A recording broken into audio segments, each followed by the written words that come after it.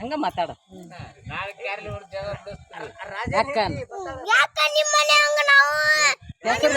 ಹೆಂಗ ಹೆಸರು ನಮ್ದೈತಿ ಅನ್ನ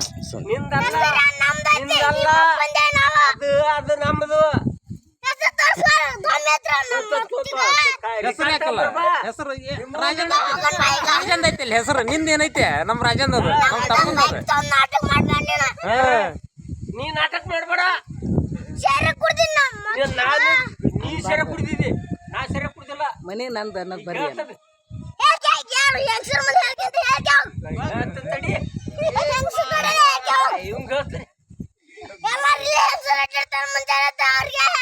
ಯಾರಿಗೆ ಅವ್ರಿಗೆ ಕೇಳ್ಕೊಳ್ಳಿ ನಾನು ಪೊಲೀಸ್ ಪೊಲೀಸ್